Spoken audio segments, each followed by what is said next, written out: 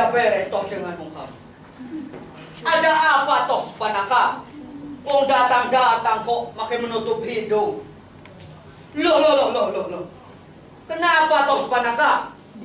Opo kamu habis jatuh? Opo nabrak pohon? Makanya kalau lari itu lihat-lihat. Kakang Prabu, ini loh kok ya. Ini bukan akibat jatuh atau nabrak pohon, Kakang. Ini semula Laksmana dan Rama. Loh, kok bisa toh?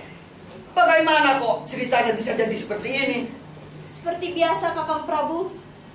Selagi saya bersenang-senang dengan penduduk pesisir hutan, saya melihat dua pria gagah yang parasnya tampan. Namun, setelah saya mencoba menggodanya, mereka menolaknya.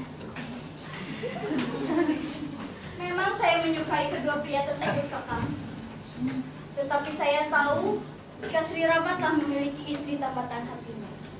Sedangkan Laksmana masih bujangan. Jadi, kamu hendak membawanya pulang. Lalu kamu diajar sampai babak belur begitu. Inggih, Kakang Prabu. Keparat! Berani-beraninya ada manusia yang merendahkan harga diri keluarga dan kerajaan Alengka. Wis Panaka, kamu tenang saja. Kakakmu ini akan membalaskan semua perbuatan mereka. Mari, Cak. Inggih, Gusti. Ikutlah dengan. Kita balaskan semua perbuatan mereka sekarang juga. Rahwana pantang menyerah karena harga dirinya diinjak-injak begitu saja. Sandikodo, Gusti.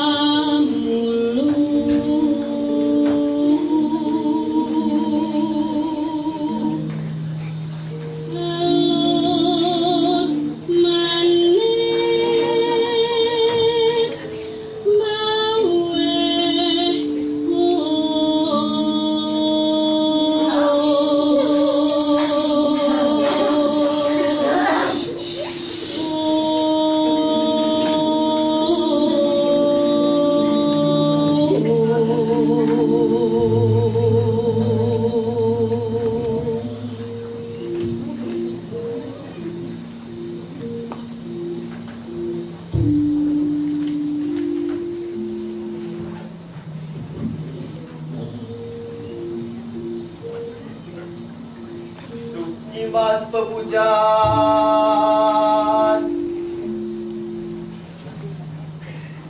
katresnan kuawo siro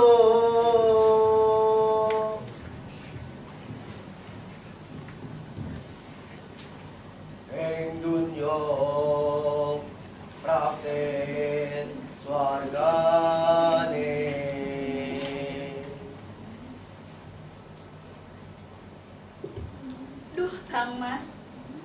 Kang Mas Paduka. Kedokhana lembono Kang Mas. Sejatining tresno iku tan kandhake pangandika.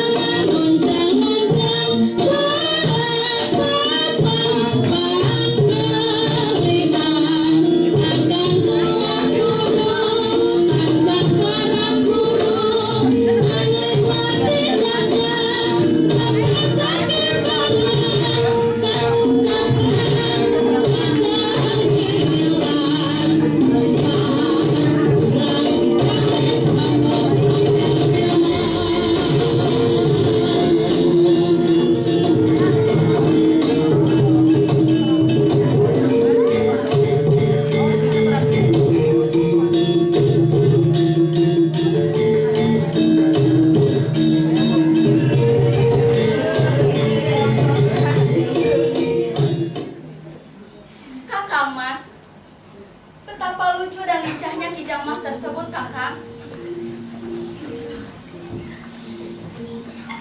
Kakang Mas Romo Wijoyo, selama saya berada di hutan pembuangan ini, saya belum pernah meminta permintaan kepada Kakang. Sebab saya pikir saya sudah hidup bahagia bersama Kang Mas Romo Wijoyo dan Dimas Laksmana. Namun kali ini saya begitu tertarik dengan kijang lincah berwarna emas tersebut, seakan dia tahu dan hendak kita memilikinya. Jadi, maksud Dimas menginginkan Kakang Mas menangkapnya untuk Nyimas Sinta.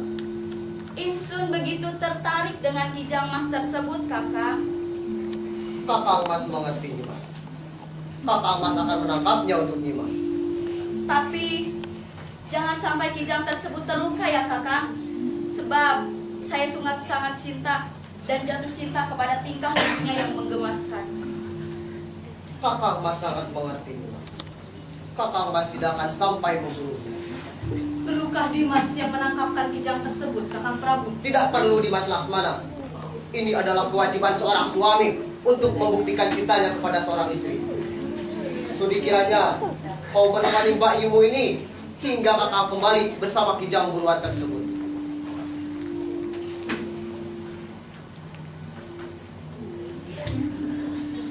Dimas, ingsun hendak menangkapkan kijang buruan tersebut. Baik, sini bersama Dimas Laksmana.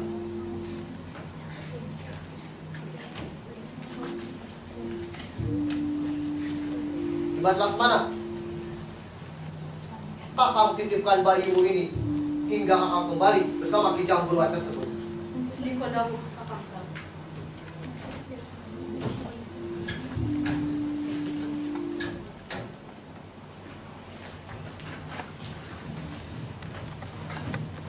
Dimas! Kakang Mas! Kakang Mas! Ada apa dengan Kakang Mas? Kakang! Dimas Laksmana! Cepat! Kau periksa apa yang sebenarnya terjadi!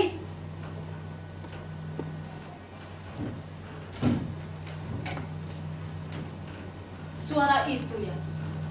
Sepertinya itu bukan suara dari Kang Mas Prabu, Mbak Yu. Apa maksud perkataan Dimas Laksmana? Aku kenal betul. Itu adalah suara Kakang Mas Prabu Rama. Baiklah, jika kau tak ingin melihatnya, biarkan aku sendiri yang melihatnya. Tunggu, Mbak Yu. Apa maksud perkataan Dimas Laksmana? Apakah kau mendadak tuli? Tidak, Mbak Yu. Saya mendapat amanah dari Kang Mas Prabu untuk menjaga Mbak Yu Sinta di sini. Apabila saya meninggalkan Mbak Yu sendirian di sini, saya merasa khawatir. Kau khawatir jika semua ini tidak berjalan sesuai dengan rencanamu? Sepertinya semua ini telah kau rencanakan, Laksmana. Kau menyingkirkan Prabu Rama dan kau bisa memilikiku seutuhnya. Betapa piciknya pikiranmu. Ampun, Mbak Yu. Saya tidak pernah memiliki pikiran sepicik itu terhadap kakak kandung saya sendiri. Dan saya pun tidak akan membiarkan kakak saya sendiri tertimpa musibah. Namun, kalau kau benar-benar sayang terhadap kakakmu, cepat selamatkan Kang Mas Prabu Rama Wijaya. baiklah, Mbak Yu. Saya akan memeriksa kebenaran dari suara tersebut. Tetapi, saya minta Mbak Yu harus berada di sini.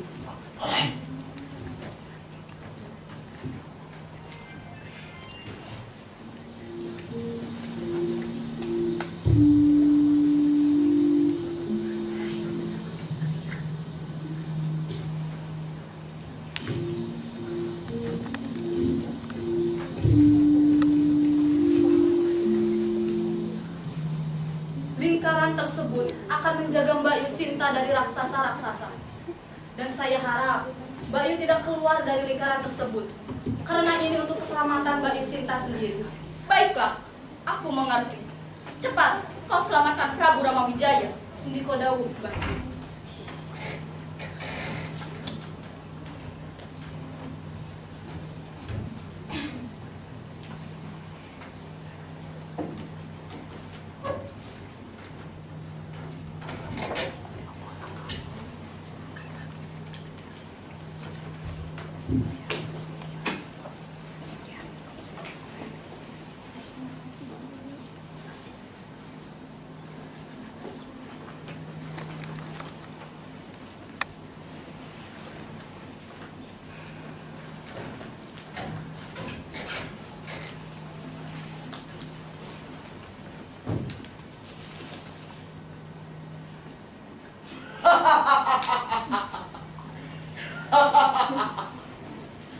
Aduh. Tak kusangka istri Rama begitu cantik. Tapi wajah itu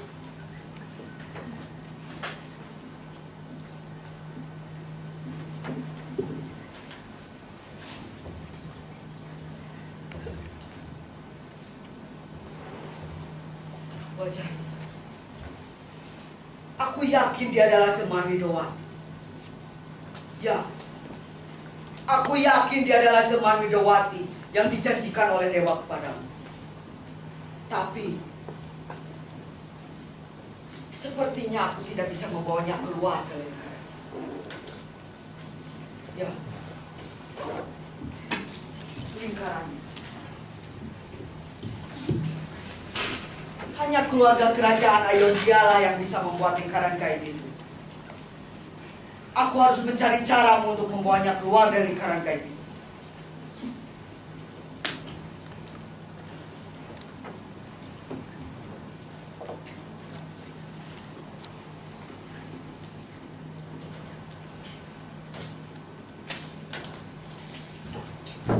Aduh, tolong saya, Nyai.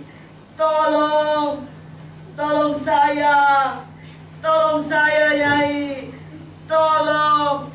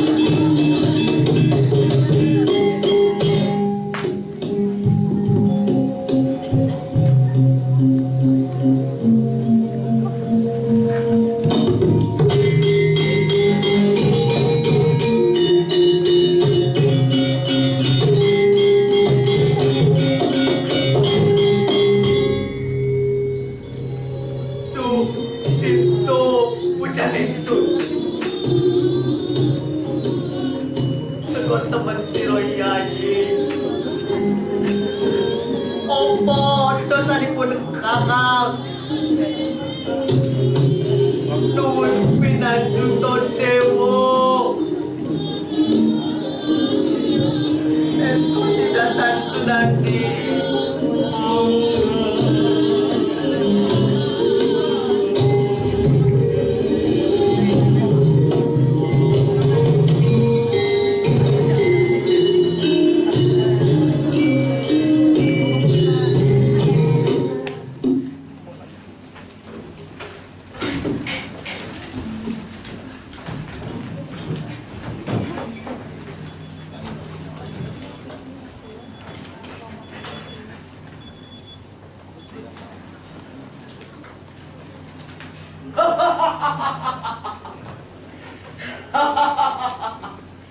Sinto. Wahai pujaan hatiku, Manuto, Manuto Sinto. Kalau kau mau jadi istriku, semua keinginanmu pasti bakal aku turutin. Sekarang kau mau minta apa? Mau minta rumah, istana, kereta kencana, atau batu ake sekalian? Ayo, mau apa?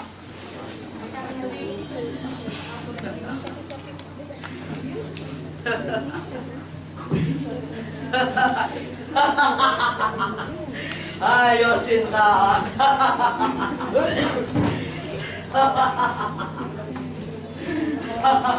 Aduh. Rampompo.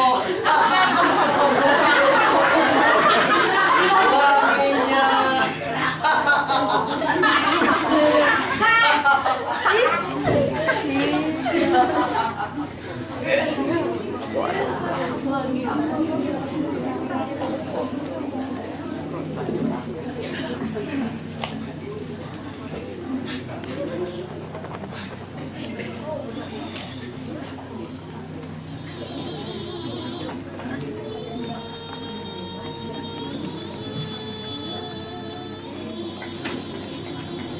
Tiga tahun saya berada di Taman Alengka, tapi belum ada tanda-tanda kedatangan dari Sri Rama.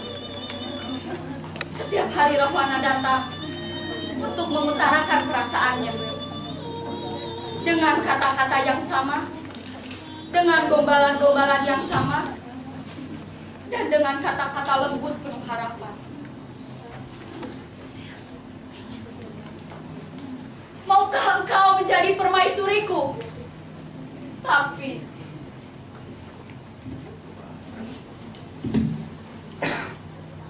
tidak pun juga terlontar setiap pertanyaan itu datang. Karena cintaku hanya untuk Sri Rama. Tapi semakin lama timbul gelisah di dalam hati ini. Mengapa suamiku tak kunjung menjemputku? Tapi di sisi lain, aku mulai tergoda oleh kebaikan dan kesopanan Rahwana. Selama aku di sini, Rahwana berubah menjadi baik, menjadi sosok yang begitu dicintai begitu banyak wanita. Tapi aku masih istri sah dari Rama.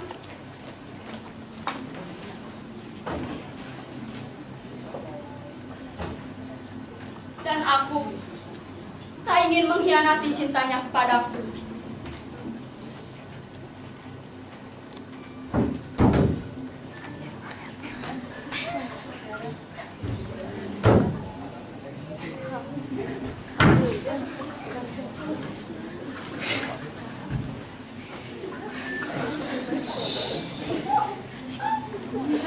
Kera berbulu putih, mungkinkah itu cincin ini? Tapi di mana Sri Rama? Sri Rama.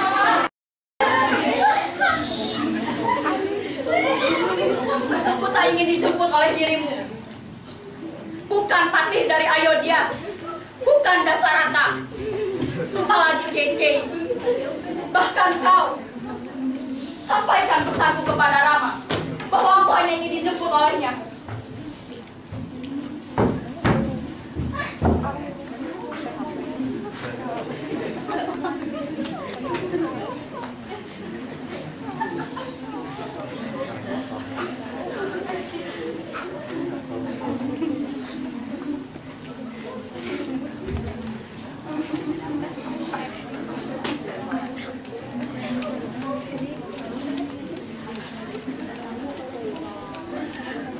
Sepertinya kera itu.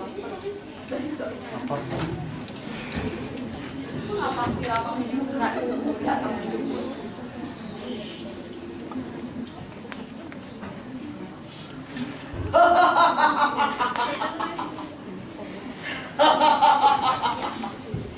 Sinto, aku datang lagi.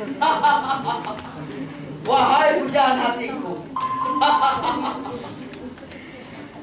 Ini yang kesekian kali Namun 1095 kali Yai menolak, 1095 kali juga aku tetap memintamu.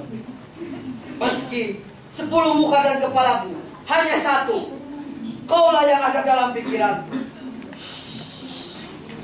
Kakang Prabu, sebenarnya saat kau mengutarakan perasaan itu kepadaku, aku juga telah memiliki perasaan yang sama sepertimu. Tapi aku masih istri sah dari Rama. Tapi aku benar-benar mencintaimu, melebihi cintanya suamimu itu yang tak kunjung menjemputmu. Baiklah Kakang Prabu, jika kau mencintaiku, tolong kembalikan aku kepada suamiku. Baiklah Wong Ayu, baiklah. Jika itu maumu, aku adalah ksatria dan aku mengerti arti sebuah cinta yang tak bisa memiliki seutuhnya. Aku memberikanmu kepada Sri Rama jika ia dapat mengalahkanku di medan pertempuran.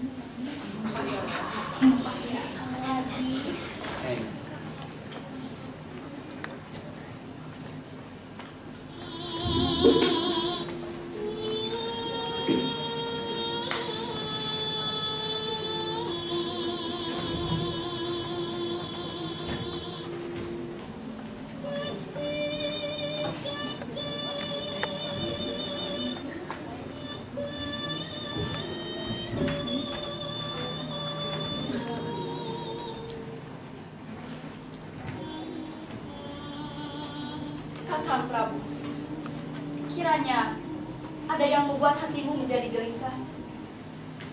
Tidakkah engkau senang atas kepulanganku, Kakang? Tentu aku merasa senang, Nyai. Bahkan takkan kulewatkan perasaan pilu ini walau sedetik saat Nyai di sini bersama raksasa-raksasa Alengka. Namun, mengapa Nyai kehilangan kepercayaan kepadaku saat meminta Hanoman menjemputmu? Kakang Prabu, apa maksud perkataan Kakang Prabu? Mana mungkin aku sebagai istrimu mau dijemput oleh orang lain, orang yang seharusnya tidak menyelamatkanku. Kakang Prabu tidak pernah mengerti penderitaanku, penderitaan yang selama ini kurasakan, penderitaan yang membuat akhirnya aku. Kau tidak mau kembali pulang padaku? Atau kau sudah terlalu nyaman tinggal di sini bersama Rahwana? Sinta, Sinta, sepertinya kau telah jatuh cinta pada Rahwana. Sudah berapa lama kau menjalani hidup bersamanya? Atau kau Kau sengaja menginginkan Rahwana menjemputmu di hutan pengasingan 3 tahun silam. Cukup! Sri Rama calon raja Ayodhya. Apa maksud perkataan Kakang? Jika Kakang berpikir bahwa kesucian... Semua orang tahu akan kecantikan wajahmu, Sinta. Jangankan Rahwana, dulu Lasmana sempat jatuh cinta padamu. Layaknya pemburu yang mendapatkan burung merak jantan. Yayi pikir pemburu tersebut akan diam setelah melihat keindahan sedap jengkal burung merak tersebut. Atau Yayi pikir pemburu tersebut akan membiarkannya di dalam kandang, hanya diberi makan yang dicukupinya.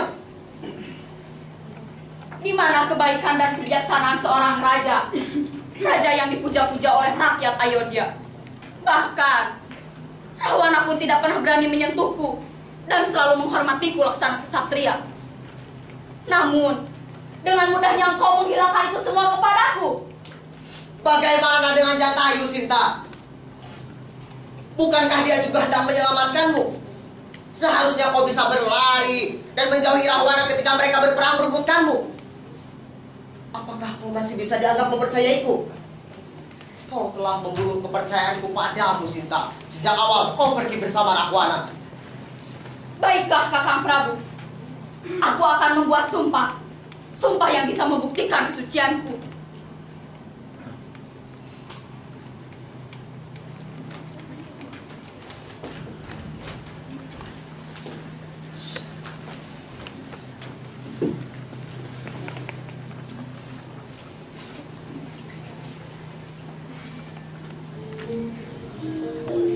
Baiklah Kakang Prabu, jika aku berbohong atas perasaanku, api-api Alengka ini akan membakar habis tubuhku.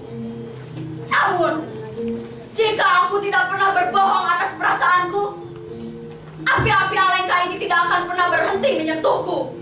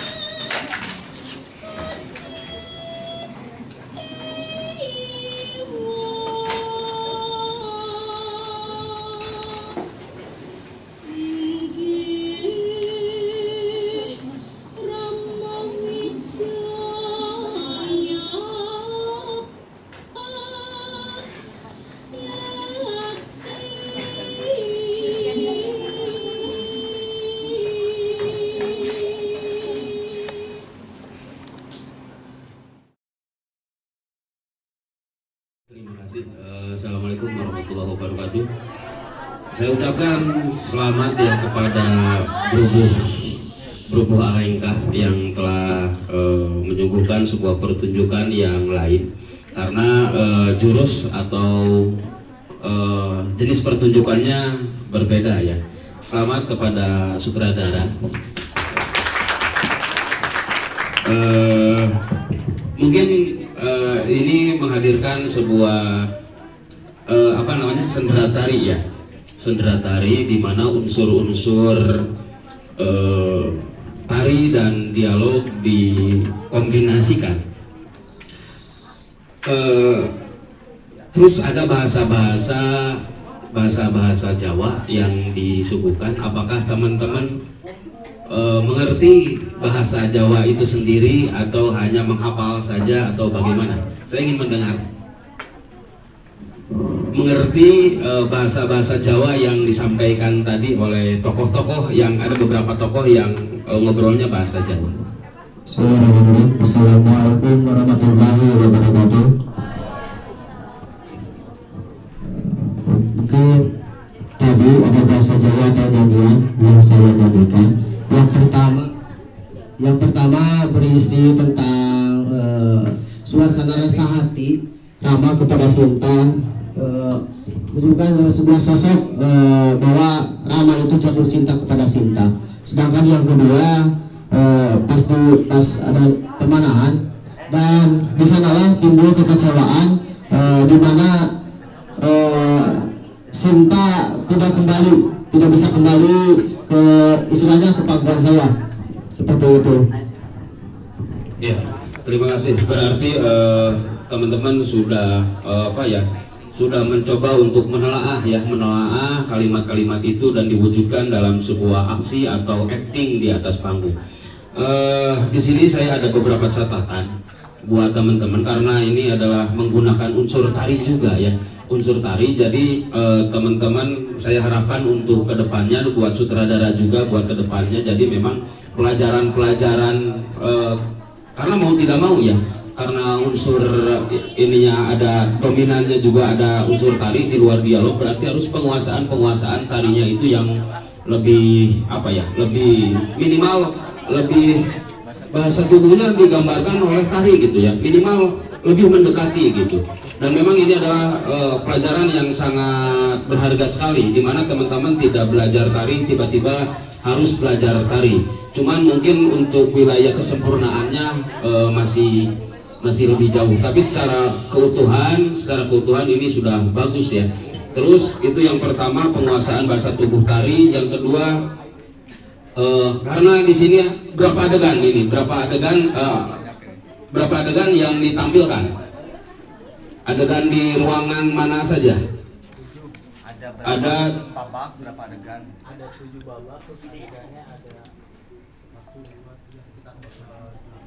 Nah, ini kan akan berbeda-beda suasana. Jadi kejelian atau keinian semua elemen yang termasuk dalam lingkaran atau dalam kelompok Berubuh Alengka ini, bagaimana penggambaran suasana itu terjadi.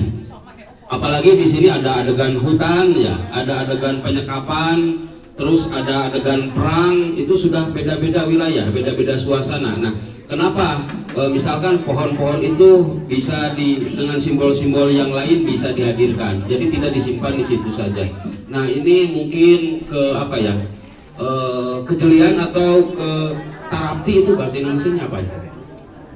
Tarapti itu ketelitian ya, karena mau tidak mau penggambaran suasana itu harus jelas, karena pengusungan cerita akan sampai ketika beberapa elemen itu jelas ya, baik itu dialog, baik itu setting, baik itu penguasaan atmosfer cerita. Itu yang kedua. Yang ketiga, ketika ada suara teriakan. Nah, ketika tadi ada suara teriakannya dari Raja atau dari siapa, yang dari wing sebelah kanan. Nah, itu ya suatu dalam, tadi kan di tengah, kenapa tidak kemunculan Sinta dan adik ipar kalau nggak salah ya, nggak keluar dari wing. Jadi jelas itunya apa, pencariannya, mendengarkannya juga yang jelas. Jadi mendengarkannya juga jelas gitu, atmosfer bahwa dia sedang mendengar yang berteriak itu jelas. Terus Sinta solilokui Sinta ketika dipenjara oleh Rahwana. Bagaimana psikologi orang yang disekap? Pada awalnya disekap itu kan tidak lurus-lurus saja. Dia mengharapkan Rama untuk membebaskannya, tetapi tidak kunjung datang. Tapi pada dialog selanjutnya ada dia juga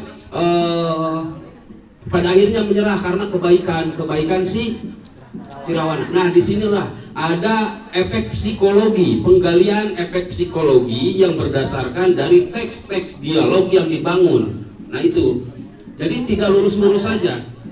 Yang pertama, Sinta disekap bagaimana dia secara bahasa tubuh, secara mimik, secara bahasa verbal dialog itu menceritakan bahwa dia sedang disekap, sedang menunggu suaminya itu datang.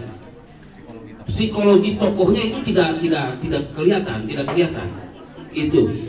Terus selanjutnya juga ketika ada monyet putih itu memberikan cincin, itu kan sebuah harapan besar ketika datang, meskipun itu cincin pada awalnya dia akan terperangah atau bahagia, sedikit bahagia karena ada ini, tetapi di balik kebahagiaan itu ada kesakitan karena suaminya tidak. Kenapa nyuruh siapa monyet putih itu siapa namanya? Anoman. Kenapa menyuruh Anoman gitu kan? Ada kejengkelan yang lahir di situ. Nah, efek psikologi itu yang harus dibangun. Jadi tadi masih lurus-lurus saja tidak terasa ya. Nah, itu terus yang selanjutnya ini agak banyak. Oh iya, antara pesisir dan hutan pada adegan awal ini kan ya. Karena ada keterangan bahasa gitu. Kalau mau ya di pinggir hutan ya, karena di bibir hutan gitu bisa. Kalau pesisir pantai bisa dirubah sebetulnya. Nah itu saja mungkin bukan apa ya, bukan pembantaian atau ini, tapi untuk kedepannya apresiasi saya sebagai penonton sama dengan teman-teman di sini. Jadi untuk siapapun kedepannya, untuk baik untuk penggarap, baik untuk aktor, baik untuk tim artistik dan kerabat pentas yang lainnya, jadi memang harus lebih teliti lagi. Dan yang terakhir saya ucapkan selamat teman-teman, sudah keren pentas pada siang hari ini. Terima kasih banyak. Assalamualaikum warahmatullahi wabarakatuh.